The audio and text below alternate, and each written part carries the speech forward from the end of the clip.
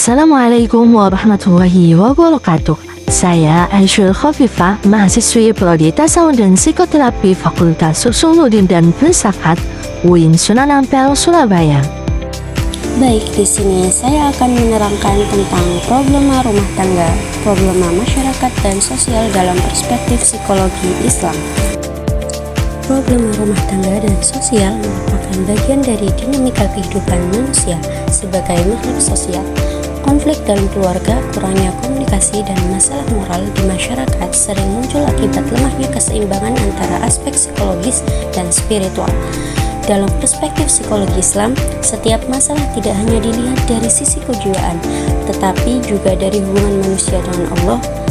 Islam mengajarkan pentingnya nilai kasih sayang, keadilan, dan tanggung jawab dalam membangun keharmonisan keluarga dan masyarakat.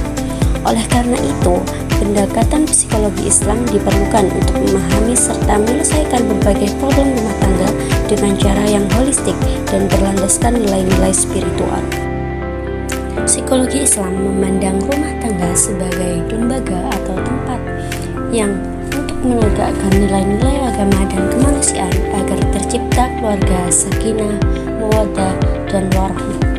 Dalam masyarakat modern, banyak konflik rumah tangga muncul karena pergeseran nilai dan lemahnya spiritualitas. Menurut psikologi Islam, akar masalahnya terletak pada ketidakseimbangan antara kebutuhan spiritual dan material. Karena itu, solusinya adalah membangun kembali keseimbangan tersebut melalui pendekatan yang menyatukan aspek spiritual, sosial, dan psikologis agar keluarga tetap harmonis sesuai ajaran Islam.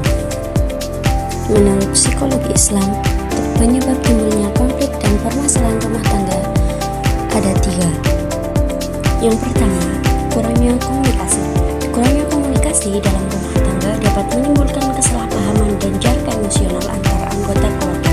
Dalam Islam, komunikasi yang baik sangat dianjurkan, yaitu dengan berbicara lembut, penuh kasih sayang, dan saling menghargai agar tercipta keharmonisan dan kedamaian dalam keluarga. Yang kedua adalah masalah ekonomi. Masalah ekonomi sering sekali menjadi pemicu pertengkaran dalam rumah tangga. Tekanan finansial dapat mengganggu keharmonisan jika tidak dihadapi dengan kesabaran dan kerjasama. Islam mengajarkan pentingnya bersyukur, berikhtiar, dan saling mendukung dalam menghadapi kesulitan agar tercipta ketenangan dan keberkahan. Kemudian yang terakhir ada faktor emosi dan ego. Faktor emosi dan ego sering menjadi penyebab retaknya hubungan dalam rumah tangga. Ketidakmampuan mengendalikan amarah dapat menimbulkan pertengkaran dan menjauhkan keharmonisan. Islam mengajarkan pentingnya menahan amarah, bersabar, dan mengutamakan kedamaian agar hubungan keluarga tetap terjaga dengan baik. Hubungan antara problem rumah tangga dengan problem sosial di masyarakat menurut pandangan psikologi Islam. Menurut psikologi Islam, problem rumah tangga dan problem sosial saling berkaitan erat. Ketidakharmonisan dalam keluarga seperti perceraian dan konflik dapat berdampak pada munculnya kenakalan remaja, kekerasan, dan menurunnya moral masyarakat.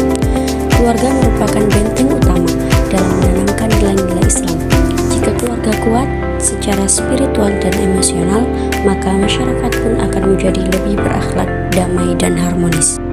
Solusi dan pendekatan yang ditawarkan psikologi Islam dalam menyelesaikan problem rumah tangga dan sosial. Menurut psikologi Islam, problem rumah tangga dan sosial muncul karena ketidakseimbangan antara aspek spiritual, emosional, dan sosial. Penyelesaiannya harus holistik dengan menggabungkan nilai agama, akhlak, dan psikologi. Perbaikan individu menjadi langkah awal menuju perbaikan keluarga dan masyarakat.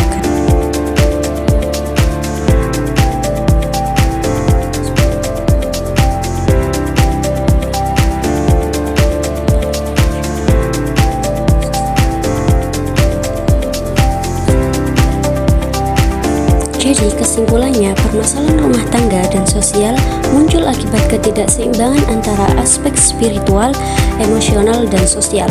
Modernisasi serta melemahnya nilai religius menyebabkan keluarga kehilangan perannya sebagai pembina akhlak. Dalam perspektif psikologi Islam, solusi tidak cukup dengan pendekatan rasional, tetapi perlu integrasi nilai-nilai spiritual seperti tazkiyatun nafas, akhlak, musyawarah, dan iman. Dengan demikian akan terbentuk keluarga yang harmonis, masyarakat yang berakhlak, serta kehidupan yang diridhoi oleh Allah Subhanahu wa taala. Terima kasih. Wassalamualaikum warahmatullahi wabarakatuh.